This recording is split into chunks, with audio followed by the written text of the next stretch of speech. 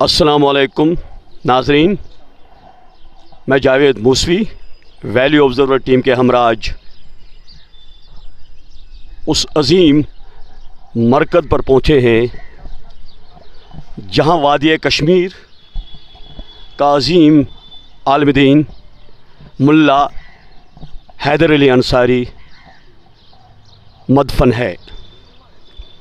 जैसा कि तारीख़ के अवराक़ से ये बात पूरी तरह वाज़ह है कि जब सैयदुस सादात सालार अंजम पहले मुबल्लिग़ दीन हज़रत मीर सैयद अली हमदानी पहली बार वारिद कश्मीर हुए तो उनके साथ 700 सादात व दीगर अफराद का एक जम्मे गफ़ीर था।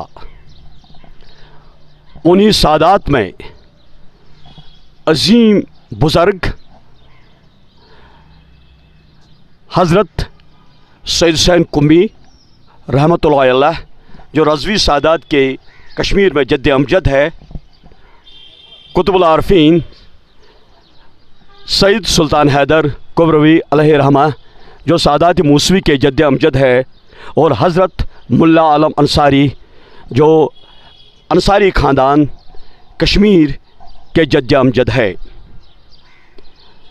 इन तीनों बुज़ुर्ग हस्तियों ने दीन इस्लाम की तबलीग व तरवीज के लिए काफ़ी काम किया।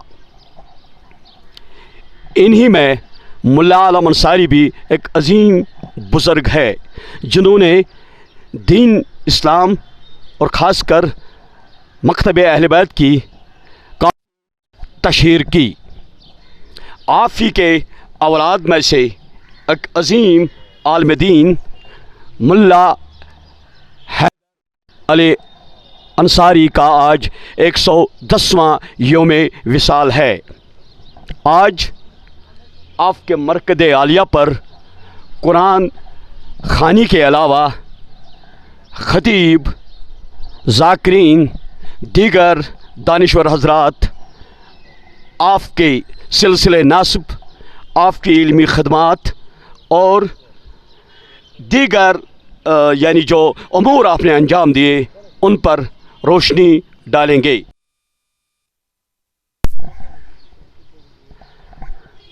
हज़रत अल्लामा इकबाल का मशहूर शार है, जहाँ में अहले ईमान सूरत खुर्शीद जीते हैं, जहाँ में अहले ईमान सूरत खुर्शीद जीते हैं, उधर डूबे इधर निकले, इधर डूबे उधर निकले। आज से सामित मुल्ला हैदर अली अंसारी अलैहि रहमा सिंदिस 110 यौम विसालस पेठ तिहंदिस मरकज़स पेठ हाज़िरी दिने ये आमुत इंतज़ाम करने कुरान ख़ानी हुंद खुतबा ज़ाकिरीन उलमा त्रावन यहज़ मुक़द्दस ज़िंदगी पेठ आज रोशनी। योर पूर्व वरियस यवान जुमला मुस्लिमीन जुमला मोमिनीन यम ये फ़यूज़ व बरक़ात से गसान इस्तिफ़ाद करान हासिल और दिलन छक तरावत वातान तो अछन चुक शहजार वातान क्याज़ यम पन्ने ज़मानिक अज़ीम बुज़र्ग। आज दरमियान जनाब जनाब गोड कर बह जनाब तुहद शुक्रिया अदा तुह दितो मे ये पे वनुक मौके। मे नाम मिर्ज़ा गुलाम हसन तो फादरस मे नाम मिर्ज़ा गुलाम हुसैन, बह सासगर पोर जड़िवल हज रोजान। योर आज आमद फाती करने खतर मौलवी सबनी तो यमन गो आज 110 यह रोज़ वफात। अत पे कर अंदर कुरान ख़ानी वनकस तो यमो क्या चीज़ कर्म तम यम जन वनकनिक यम तमिक वनकन फैज़ वह मिलान। सह गो ये योर यह बाबा मज़ार ये योर यम मयत पत तम सह साहिब ताज़िया आसान सह तमिस कब्र पे पेवान यह साद रोज़न, तमिस बिहुन बनान क्या, तमिस बड़ तकलीफ गसान। पत ये मुला साहब आय तमो वुच यह क्या सची साद, तमो बेहनो सह पत्थर दोपक यह गि कर क्या तन तो तम सत मूल राहत तो तन पे गो यह मुरवजा। بیٚیہِ تِمن دۄہن ییٚتہِ سکوٗل حظ ترٛٲوِکھ تہٕ تِمو منٛز کٔر باقٕے علماہو باقٕے لوٗکو کٔر تَتھ منٛز شِکایت ہے مَسا پَرنٲوِکھ لوٗکھ مَسا کٔرِو یِمو سوٗزۍ پَنٕنۍ بَچہِ تور تَتہِ پَرنٲوِکھ تہٕ تِمن دِژٕکھ تعلیٖم تہٕ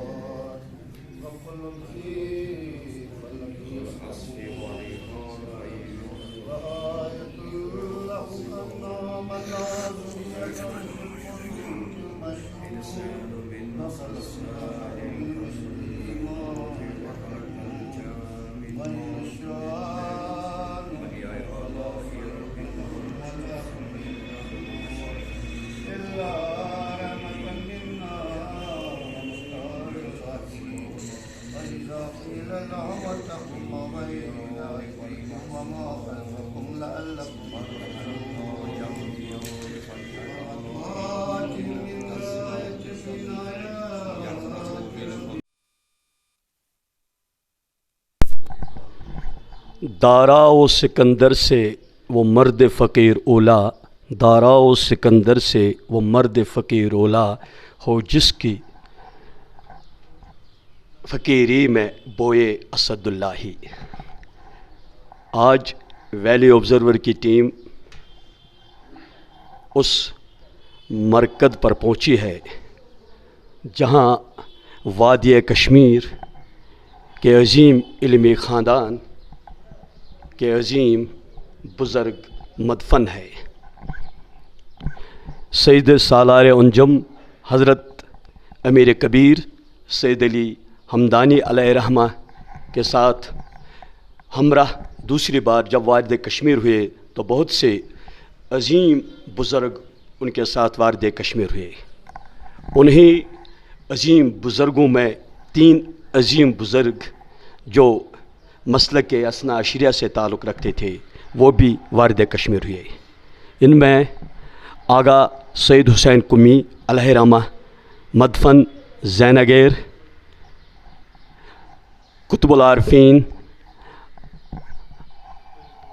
سید سلطان حیدر قلندر کبروی، جد امجد موسوی سادات جو خانقاہ معلیٰ میں دفن ہے شمسواری، اور ایک اور عظیم المرتبت بزرگ ہستی ان کے ساتھ جو تھی، حضرت ملا عالم انصاری علیہ رحمہ۔ ان تینوں بزرگوں نے یہاں کافی دین حق کی خدمت کی، ترویج و یعنی ان کے قیام تمام چیزوں کو آگے لے جا۔ آج اسی عظیم المرتبت بزرگ ہستی ملا عالم انصاری علیہ رحمہ کے فرزند، ایک اور اسی خانوادہ کے ایک عظیم المرتبت بزرگ ہستی ملا حیدر علی انصاری علیہ رحمہ کا 110واں یوم وصال منایا جا رہا ہے۔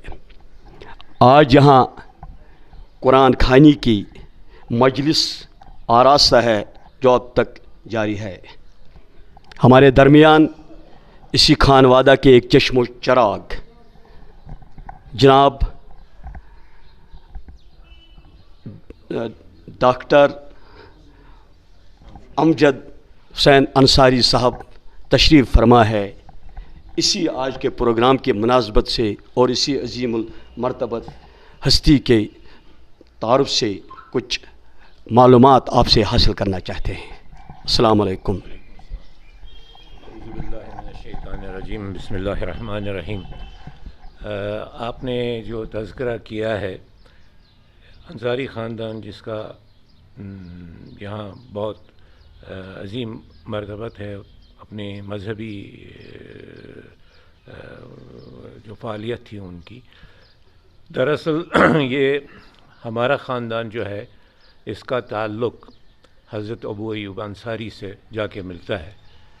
جیسے آپ کو معلوم ہے، حضرت ابو ایوب انصاری پہلے وہ فرد تھے جب آن حضور صلی اللہ علیہ وآلہ وسلم نے مکہ سے مدینہ ہجرت کی تو انہی کے گھر میں تشریف رکھا۔ حضرت ابو انصاری کی اولاد میں کچھ ایسے بھی اولاد تھے جن کا ائمہ معصومین کے ساتھ نزدیک کا رابطہ تھا، جن میں کچھ ان کے نوابین بھی تھے۔ خیر، میں اس کے تفصیل میں نہیں جاؤں گا۔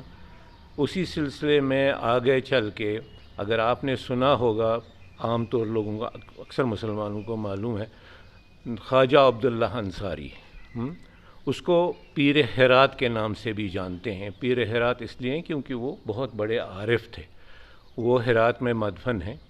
انہی کی اولاد میں سے کچھ اولاد آ گئے یہاں پہ، حضرت جیسے آپ نے فرمایا حضرت میر سید حسین قمی، جو امام علی ابن موسیٰ رضا کی اولاد میں سے تھے، وہ ان کے ساتھ یہاں تبلیغ کے سلسلے میں تشریف لے آئے۔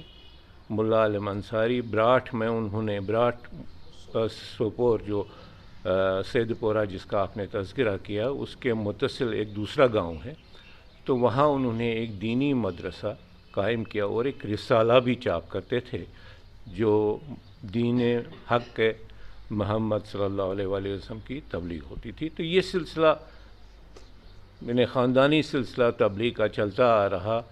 جب پھر وہ احمد پورے سے اس طرح یہاں انہوں نے کشمیر سری نگر تشریف لے آئے، ان کے اولاد میں تشریف لائے، تو یہاں ایک بہت ہی بڑے عالم ہوا کرتے تھے جناب سید حسین، ملا سید حسین موسوی، جو ناؤپورہ میں رہتے تھے۔ ان کی دختر نیک اختر سے ان کی شادی ہوئی، یعنی ان کا نام بھی ملا محمد حسین ہی تھا، تو وہاں سے ایک اولاد پیدا ہوئی جس کا نام مولانا فاضل علی یا ملا فاضل علی اول، جن کا مقبرہ یہ ہے مشہور ہے، وہ پہلے ان کا مدفن یہ ہے۔ اس کے بعد یہ آگے سلسلہ چلتا رہا۔ ملا جواد، جن کو جناب جواد کہتے تھے، بہت ہی پرہیزگار اور عالم تھے، اور ان کے ماننے والے یہاں سے ملتان تک اور بلتستان میں ہوا کرتے تھے۔ انہی کے اور ایک بھائی ملا محمد حسین کی اولاد مصطفیٰ، اور مصطفیٰ کی اولاد مولا حیدر علی، جن کا آپ نے تذکرہ کیا، یہ بہت ہی بڑے عالم تھے، یہ بہت ہی بڑے ریفارمر بھی تھے۔ عالم ہوتے انہوں نے بہت بڑے اچھے یعنی نویسندہ بھی تھے۔ انہوں نے بہت ایسے موضوعات پہ اپنی رائے دی ہے جو آج تک ایک نمونہ ہے. جیسے یہاں اکثر اختلاف ہوتا تھا ہلال کب ہے، کس وقت صحیح ہے، عید کب ہے، کس نے دیکھا یہ. اور جہاں تک اتحاد بین المسلمین کی بات ہوتی ہے تو بہت بڑے حامی تھے. میر وائس خاندان کے ساتھ اکثر گفت و شنید ہوتی تھی، ملاقات ہوتی تھی. جب بھی کوئی مسئلہ آتا تھا تو اس میں یہ ان کے ساتھ مل کے آپس میں وہ مسائل جو تھے تاکہ یہاں بھائی چارہ قائم رہے، اکثر ان کے ساتھ گفت و شنید کرتے تھے. اور پھر ہی کوئی مثلاً اگر کوئی بات ہوتی تھی، کوئی رائے ہوتی تھی، رائے آزاد کرتے تھے. ایک سوال ہے درمیان میں ڈاکٹر صاحب، جہاں تک تاریخ کی ورق گردانی ہوئی، تاریخ سے یہ بات اخذ ہے، ایک اور طرح امتیاز ہے اس عظیم کہ 19ویں صدی میں جب یہاں مشینری کے ذریعے میلنسن سکول کی شروعات ہوئی تو اس وقت کے کچھ کن ذہن تنگ نظر افراد نے مروجہ تعلیم یعنی حاصل کرنے سے روکا، لیکن انہوں نے برسر ممبر آ کر برملا اعلان کیا، اور خاص کر اپنے اولادوں کو، جہاں تاریخ ہے اس ضمن میں آپ مروجہ تعلیم کے بارے میں ان کی ایک خصوصی جو انہوں نے ایک ریفارم کیا، ریفارمسٹ کے طور پر آپ نے کیا، اس کے متعلق آپ روشنی ڈال سکتے ہیں؟ جیسے میں نے عرض کیا کہ وہ بہت ہی بڑے ریفارمسٹ تھے. یہاں ٹنڈل بسکو نے اسکول کھولا فتح قدل میں، تو جب ان کو پتہ چلا تو انہوں نے اس وقت بھی میر وائس خاندان سے مل کے کہا کہ اس کا کوئی سدباب ہونا چاہیے کہ ہمارے بچوں میں بھی مروجہ تعلیم کا رواج ہونا چاہیے. تو اس وقت میر وائس خاندان نے نصرت الاسلام کے نام سے ایک جماعت بنائی جس کا نتیجہ اسلامیہ اسکول ہے، اور خود بھی ان کا بھی ایک بہت ہی زبردست، ہمارے پاس اسناد موجود ہے، خود بھی یہ چاہتے تھے کہ ایک مدرسہ یہاں مدارس باشیں، یہ مطلب ہونے چاہے مروجہ تعلیم کے جس میں دونوں تعلیم دی جائے، مذہبی وہ مروجہ تعلیم.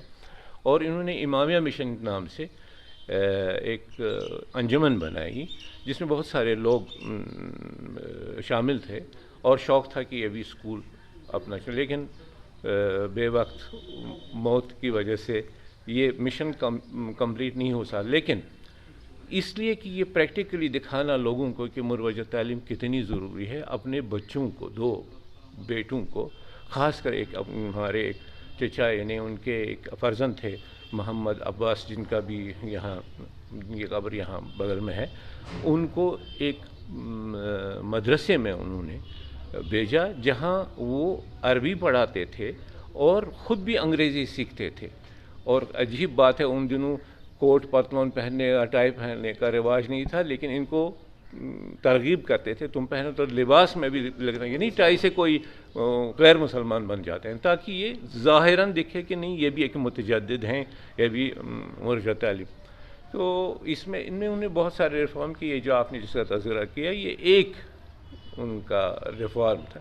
بہت سارے یہاں مثلاً ہماری شیعہ برادری میں یہ ہوتا تھا کہ اگر کسی کی میت ہوتی تھی کہ اندھیرے میں یہاں فاتحہ پہ آتے تھے لوگ کھڑے رہتے تھے، اس جو تازی دار ہوتا تھا وہ کھڑے رہتے. تو یہیں اسی جریبل کی بات ہے، کوئی صاحب کوئی ذی عزت شخص کی موت ہوئی تھی، انتقال ہوا تھا، تو یہاں فاتحہ کے لیے آئے، خود بھی آئے. تو انہوں نے کہا دوسرے دن میں پھر آ جاؤں گا، میرا انتظار کرنا. دوسرے دن وہ دیر سے آیا، جب تک آفتاب طلوع ہوا تو لوگوں نے کہا پتہ نہیں مولانا نہیں ہے، آج کل کی طرح کوئی فون وون تو تھا نہیں. تو تشریف جب لائے تو لوگوں نے وجہ پوچھی آپ دیر سے کیوں آئے؟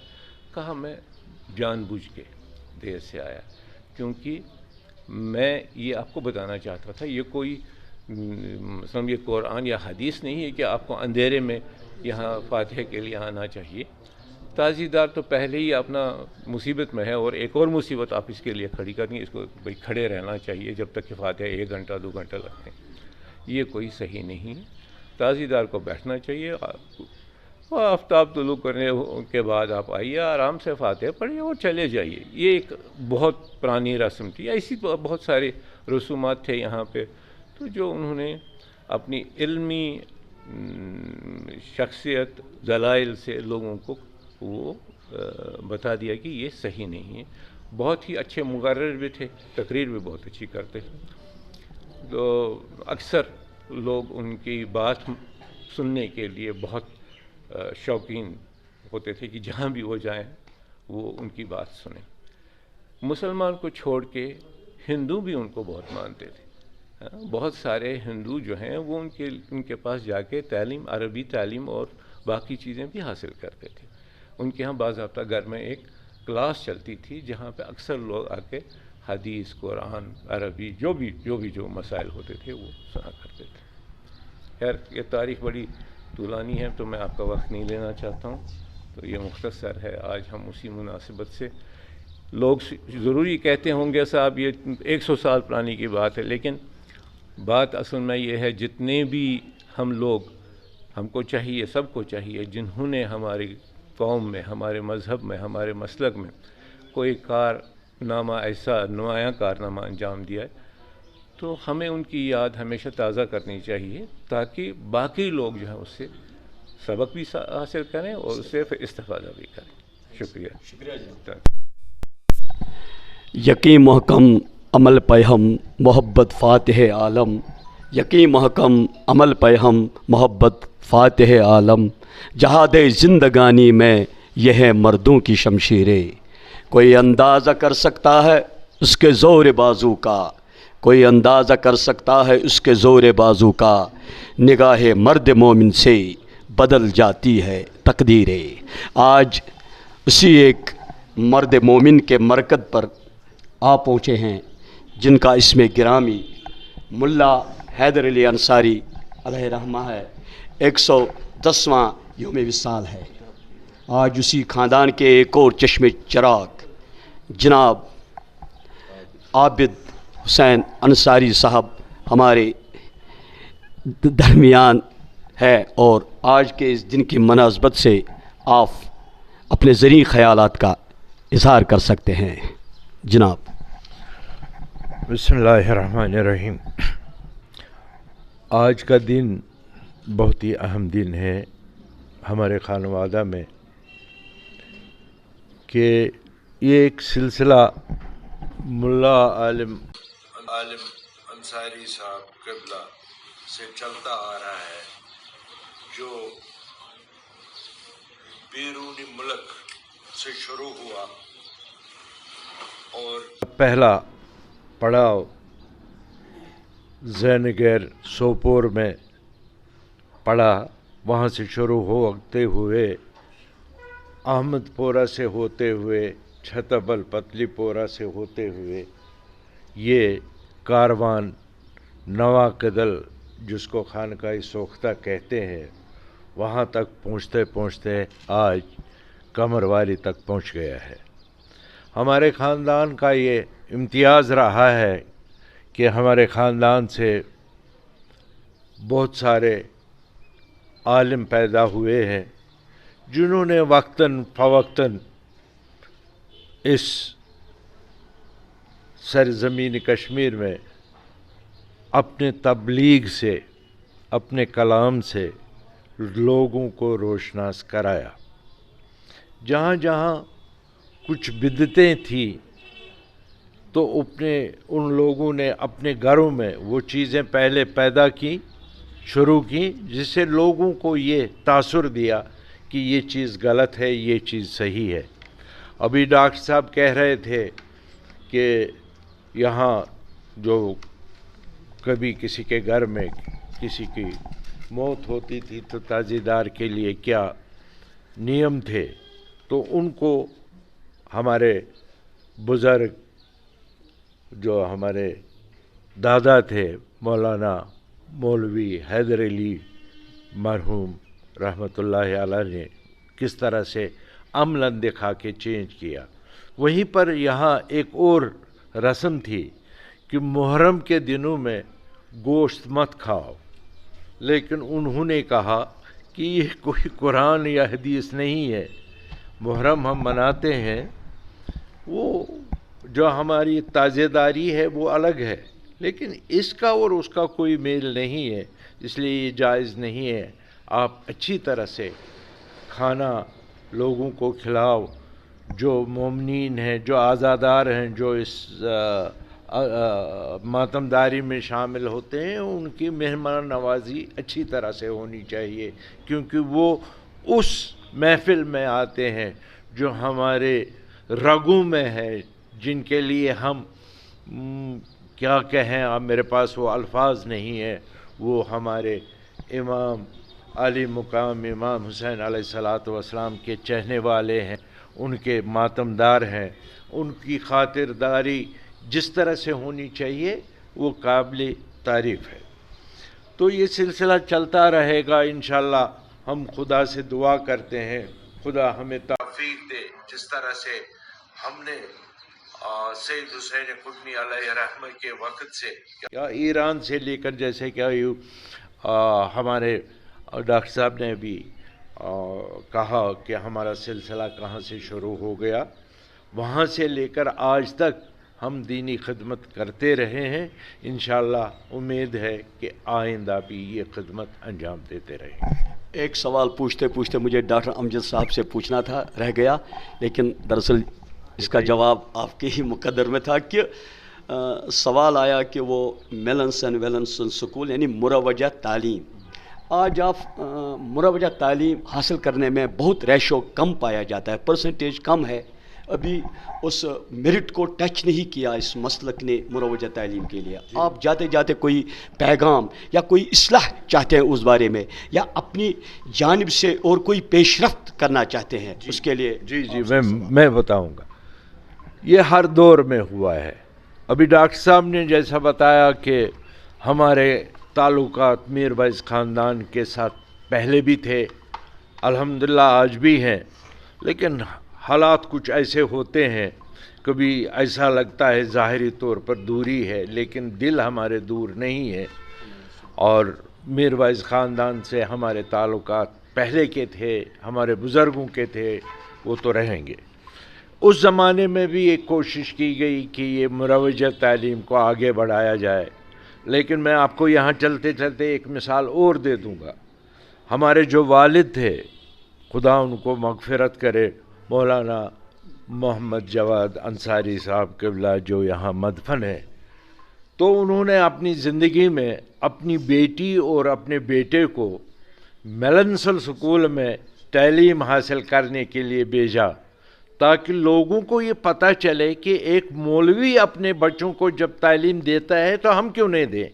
لیکن بدقسمتی ہے اس وقت کے کچھ لوگوں نے اس کو غلط تاثر میں پیش کیا، یہاں تک کہ انہوں نے عراق میں ایک خط لکھا کہ یہاں ایک مولوی ہے جو اپنے بچوں کو مروجہ تعلیم دیتا ہے، انگریز بنانا چاہتے ہیں، کیا یہ جائز ہے یا ناجائز ہے؟ لیکن جواب وہاں سے آیا کہ مروجہ تعلیم حاصل کرنا ناجائز نہیں ہے. ہماری کوشش رہے گی، ہماری کوشش ہے. اب دیکھیے، چونکہ میں یہاں 17-18 مہینے MLA رہا، یہاں سٹی میں اتنی تعلیم کی کمی نہیں ہے جتنے دیہاتوں میں ہے. اگر آپ وہاں دیکھیں گے، ہمارے مولانا عمران رضا انصاری صاحب نے کوشش کی ہے، جہاں سے ان کے نمائندے چنے گئے، ہر جگہ سکول کھلے، ہر دیہات میں سکول کھلے اور لوگوں کے بچوں کو تعلیم حاصل ہو. ہماری کوشش رہے گی زیادہ سے زیادہ بچوں کو مروجہ تعلیم. ابھی میں کل ہی ایک گاؤں میں گیا تھا جو بہت ہی پچھڑا گاؤں ہے، جس کا نام گنڈی ابراہیم ہے، بہت ہی پچھڑا ہوا گاؤں ہے. تو یہ سن کر مجھے تعجب ہوا کہ وہاں کی کچھ لڑکیاں MA BEd کیے ہوئے ہیں.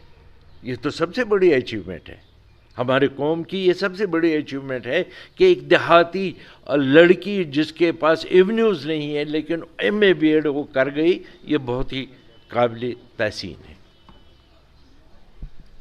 شکریہ جناب. بس جاتے جاتے یہی شعر میں اقبال علیہ رحمہ کا پیش کر کے کنکلیوڈ پر جا رہا ہوں.